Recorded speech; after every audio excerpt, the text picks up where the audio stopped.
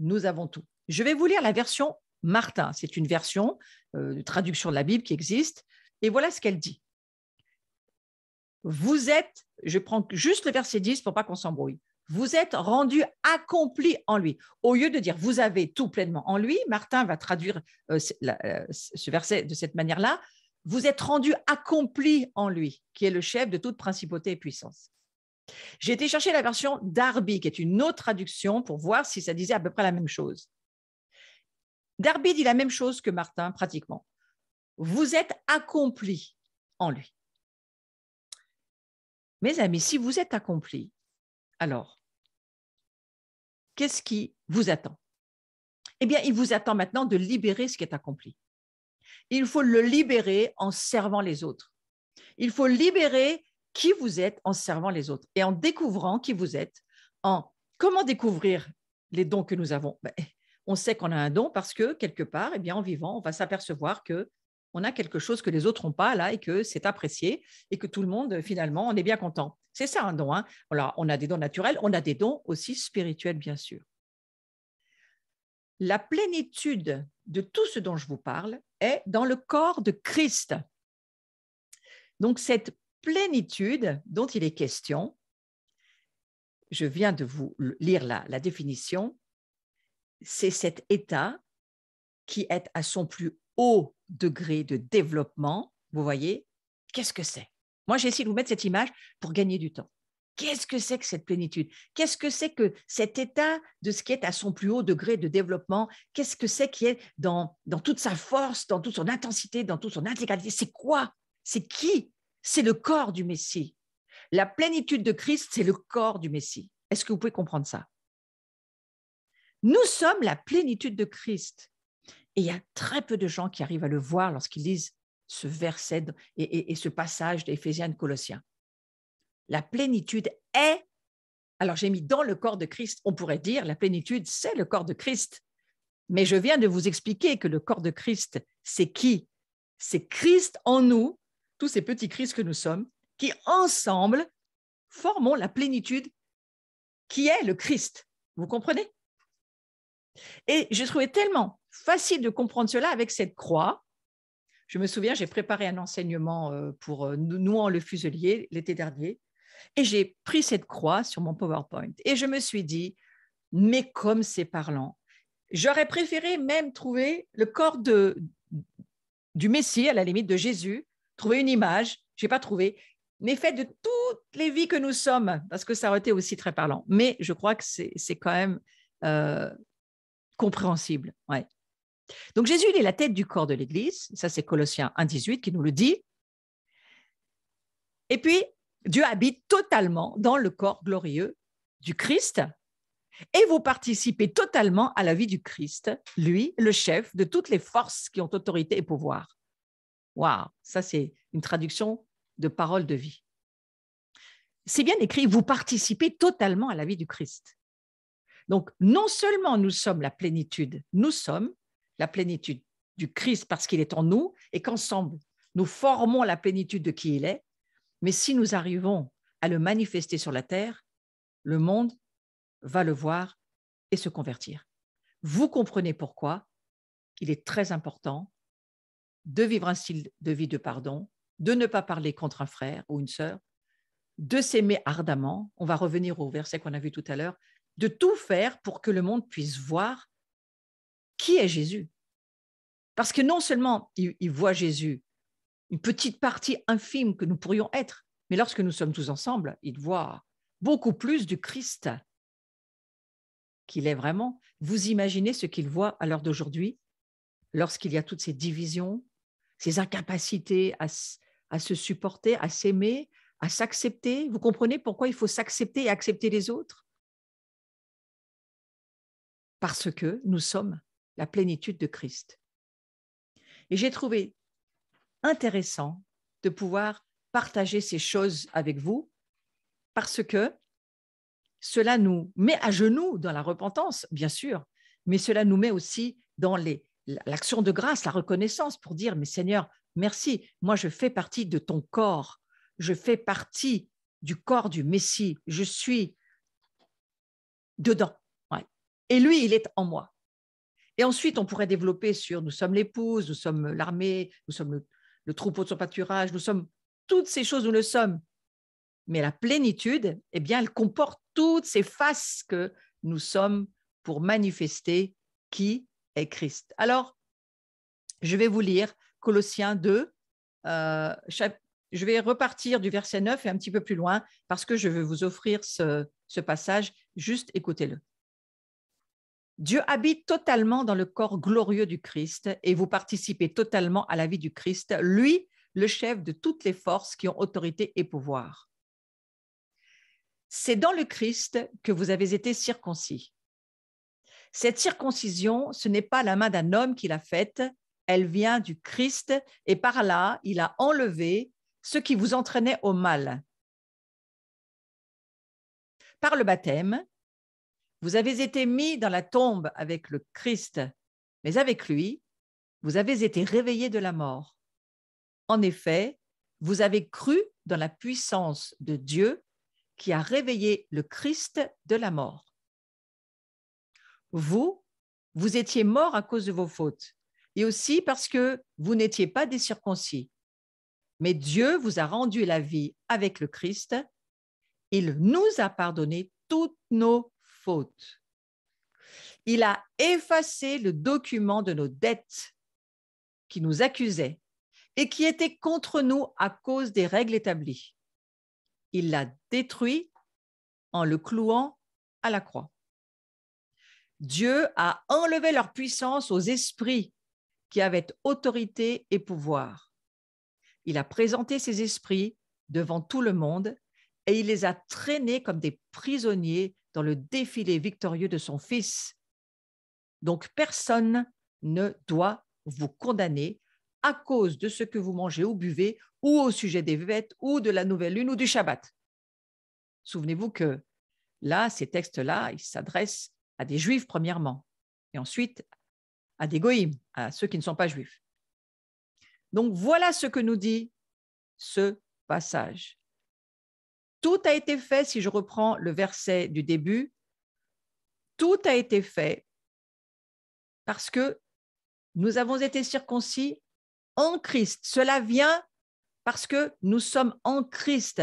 Dans le Christ, vous avez été circoncis. C'est une autre traduction, mais qui est tellement plus facile à comprendre que la seconde. Dans le Christ, nous sommes circoncis. C'est-à-dire que tout ce que nous devenons, nous le devenons parce que Christ l'a déjà accompli pour nous. Et nous le devenons en suivant la marche, en écoutant la voix du Seigneur, en obéissant à ce qu'il nous dit, nous grandissons et nous devenons ce qu'il dit que nous sommes déjà. Ouais. Alors, on va aller sur ce dernier visuel pour la fin de ce cours sur la gloire de la croix. Et voilà ce qu'il est dit dans ce verset 17. C'est la fin de Colossiens chapitre 2 au verset 17. Tout cela est l'ombre de ce qui doit venir. Mais ce qui existe réellement, c'est le Christ. Ça, c'est le verset 17. Et le verset 18. Personne ne doit vous priver de la victoire. J'ai trouvé ces deux versets dans ces traductions de paroles de vie, ce n'est pas la même que la seconde, extrêmement parlant, parce que c'est l'ombre de ce qui doit venir. Vous imaginez ce qui doit venir grâce à la croix.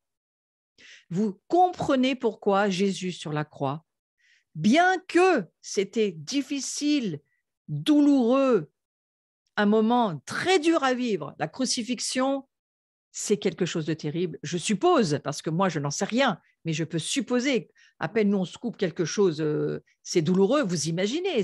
Non, moi, je n'imagine pas, mais je peux un peu y penser quand même. Ce que Jésus a dû traverser. Mais il l'a fait avec une joie intérieure. Pourquoi?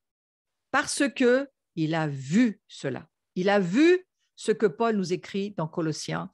Lui, Jésus, il le savait. Il savait que grâce à cette croix, personne ne pourrait nous priver de notre victoire. La victoire d'être Christ en nous, de laisser Christ grandir en nous et de devenir ce qu'il est. C'est un grand mystère, mais c'est une immense joie pour chacun d'entre nous. Bien sûr, nous notre corps extérieur se détruit, nous l'avons lu. Bien sûr, il y a encore beaucoup d'afflictions et nous allons traverser des temps qui ne sont pas faciles, oui. Mais voilà, tout cela, tout ce que nous vivons n'est que l'ombre de ce qui doit venir. Et ce qui doit venir, c'est une gloire sur chacun d'entre nous. Et Dieu vraiment se penche sur nous. Il s'occupe de chacun d'entre nous. Il est très, très soigneux. Hein, l'alliance, en hébreu, ça veut dire prendre soin. Il y a cette alliance de sang avec nous qui fait qu'il est lié dans l'alliance. Et ce n'est pas nous qui tenons l'alliance, c'est lui qui la tient. Au travers de Christ en nous, il tient cette alliance de sang. Donc, nous pouvons dire ce soir, personne ne peut nous priver de cette victoire. Frères et sœurs, la croix, c'est une gloire. Le témoignage du sang en fait partie. C'est pour ça que je ne vais pas continuer dans ce sens parce que je veux prendre le virage, aller sur la gloire, sur les prochains cours. Mais je vais clôturer la gloire de la croix en vous disant ceci. Vous avez une suite dans la prédication du témoignage du sang qui est sur ma chaîne YouTube. Allez l'écouter, c'est un plus par rapport à la gloire de la croix. Et en tous les cas, sachez que celui qui existe vraiment, parce que nous allons disparaître. Notre vie va disparaître. Notre vie, c'est une vapeur. Mais ce qui existe réellement, c'est le Christ en nous qui, lui, règne déjà en nous éternellement. Et ce que je vous propose de faire, c'est de décider de régner avec lui. Donc, décider de servir le corps de Christ, décider de servir les autres, décider d'être utile pour une œuvre qui a été préparée pour vous d'avance, dans laquelle vous savez que Dieu vous attend. Et si vous ne savez pas encore dans laquelle, vous priez et vous le saurez, parce que Dieu vous le fera savoir. Mais est-ce que ce n'est pas une incroyable gloire que de nous dire qu'il nous a fait l'immense faveur d'être des serviteurs de sa gloire. Parce que c'est ce que nous sommes. Nous sommes des serviteurs de sa gloire. Nous allons prier, si vous le voulez bien, et nous allons terminer ce cours sur la gloire de la croix. Je souhaite et je prie très fort que vous puissiez prendre du temps et que vous puissiez méditer. Alors, vous savez, méditer, il y a plein de significations dans ce mot méditer, mais j'en ai un qui me revient là pendant que je vous parle. Méditer, ça veut dire rugir, comme le lion de Juda rugit. Ça veut dire aussi ça, méditer. Donc, n'hésitez pas à rugir et à souffler du chauffard et à crier la reconnaissance que vous avez à un Dieu qui vous a choisi pour être les serviteurs, les porteurs de sa gloire dans le service aux autres. Chaque fois que vous servez les autres, mes frères et mes sœurs, vous libérez la gloire de Dieu. Chaque fois que vous priez dans votre chambre de prière, vous libérez la gloire de Dieu dans votre communion avec Dieu, mais dans votre communion aussi avec les autres.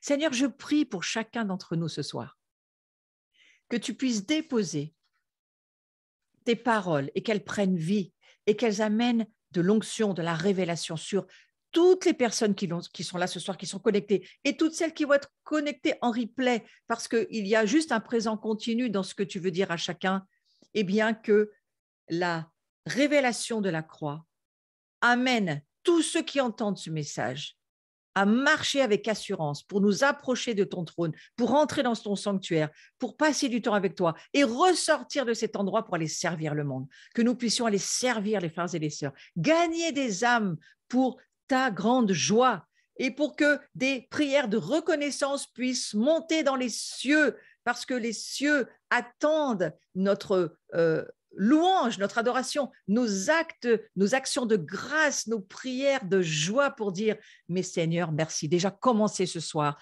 à remercier le Seigneur parce qu'il vous a choisi.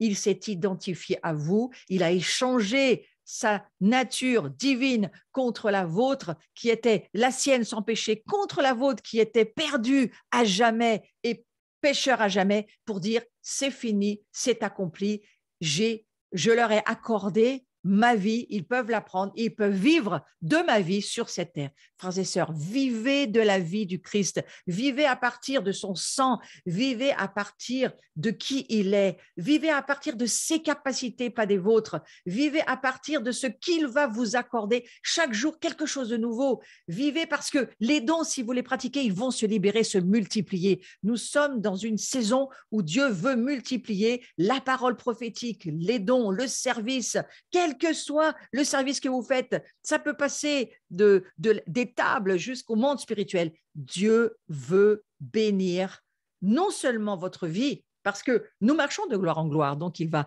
bénir, bien entendu, notre vie et notre vie à chacun de nous ici qui sommes connectés à ce qu'il est en train de nous dire, mais il veut aussi libérer le service. Je prie que le service qui est prévu pour vous, quel qu'il soit, puisse être libéré autour de vous. Donnez des paroles de sagesse, donnez des paroles de connaissance, priez pour les malades, priez pour ceux qui ont besoin de liberté, de libération, parce que vous avez été créés pour cela. Je vous bénis dans le nom de Jésus. Je prie que le royaume continue à s'étendre au travers de vous. Continuez à servir. Ne vous arrêtez pas. Ne baissez pas les bras. Vous êtes les bras du Christ sur la terre. Si vous baissez vos bras, Jésus n'a plus de bras. Si vous ne parlez pas, Jésus n'a pas de bouche. Si vous n'agissez pas, Jésus ne peut rien faire. Il a mis en nous le trésor qu'il est. Et maintenant, il nous demande de libérer tout ce qu'il est en nous, tout ce que nous connaissons de lui, tout ce que nous savons de lui, tout ce que nous pouvons faire de sa part. Il va le libérer. Alors, je prie que chacun, vous soyez vraiment des grands libérateurs et que ça réjouisse les cieux. Soyez bénis en cette soirée et je vous souhaite une très belle soirée et à la semaine prochaine. Vous voyez les annonces apparaître. Voilà. Donc, le prochain cours, le 10 février. Et ensuite, nous partirons dans les vacances scolaires, mais nous avons encore ce jeudi 10 février. Et je me dis que je vais peut-être ouvrir un temps de Zoom, si vous le voulez. Je voudrais bien voir ce que vous allez me dire là, mais j'ouvrirai bien un temps de Zoom. Est-ce que vous seriez là la semaine prochaine pour un temps de Zoom pour partager, peut-être puisqu'on a clôturé ce cours sur la gloire de la croix, si vous avez des questions ou si vous avez des choses que vous aimeriez que nous prions, est-ce que vous le souhaitez ? Je vais prendre les oui, oui, oui dans la conversation et s'il y en a suffisamment, je crois que je n'irai pas forcément tout de suite. J'attendrai les vacances de Pâques pour aller sur la croix. Oui, je crois qu'il y en a beaucoup qui disent oui. Alors, la semaine prochaine, nous ouvrons un Zoom, nous parlons, nous relisons tout ce cours dans ce que nous avons besoin de revoir ou de prier ou de partager. On va se faire ce qu'on appelle une petite yeshiva. Ça sera très, très bien. Voilà. Donc, nous continuons ensuite dans les annonces. Voilà, je serai avec Éric Péchin, invité par lui. Moi, je serai juste là pour entourer la soirée avec Carlos et Alain Caron. Nous serons tous les quatre pour entourer Barbara Yoder qui sera là. Donc, c'est le 8 février à 20h. Si vous voulez vous brancher, voilà, je vous donne juste une petite information. Ensuite, je serai à l'école de guérison en ligne, bien sûr. Vous pouvez vous inscrire, y participer. C'est avec Carlos Payan. Le 11 février, voilà. Et vous avez toutes les infos sur le site de Paris Tout est possible, mais je suis l'invité pour cette soirée, donc je me prépare, voilà.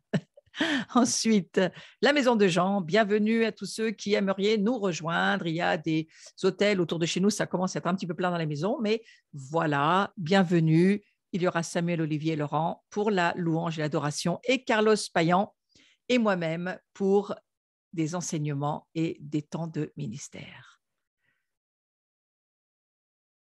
Merci pour tous ceux qui me rejoignaient sur ma chaîne. Je suis passée à 401 personnes et la 401e personne abonnée, je le remercie, c'était Éric Péchin. Donc, merci beaucoup. Voilà, merci à ceux qui vous abonnez, merci à ceux qui cliquaient, merci à ceux qui demandaient des notifications. C'est très bien, j'essaye de vous répondre. Et puis, voilà, merci à ceux qui me soutenaient. Soyez bénis et bonne soirée à tous et à toutes. Au revoir et à la semaine prochaine sur le Zoom. On ouvrira tous nos micros, c'est promis, mais vous pouvez aussi les ouvrir là si vous voulez pour vous dire au revoir. Soyez bénis.